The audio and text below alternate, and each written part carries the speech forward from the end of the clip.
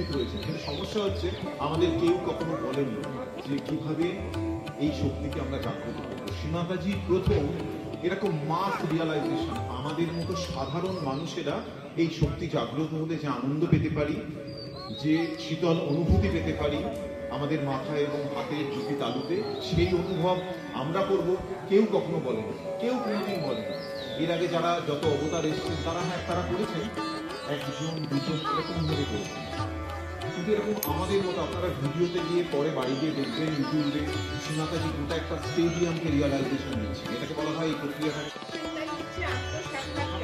মানে নিজেকে চেনা, নিজেকে জানা যে আমি কে, আমি একজন শুদ্ধ আত্মা, সেটা জানার এবং শুদ্ধ আত্মার কি অনুভূতি হয় সেই অনুভূতি পাওয়া। এই অনুভূতিটা আছে, এটা এখন আপনাদের মধ্যে একটা ঘুমন্ত অবস্থায় আছে, কেননা বাচ্চা বয়সে সেটা জাগ্রত ছিল, অ্যাক্টিভ ছিল। এবার যখন সেইটা কাজ হচ্ছে না তখন সেটা ঘুমিয়ে পড়ে, এবং সেইটাকে আমরা আজকে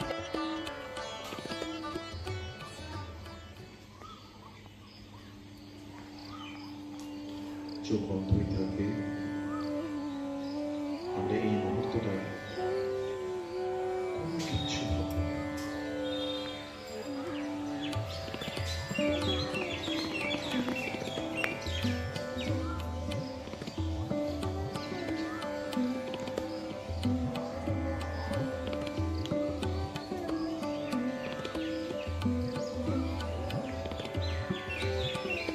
হয়ে গেলে ঠিক মাথার পেছন দিকে কপালে ঠিক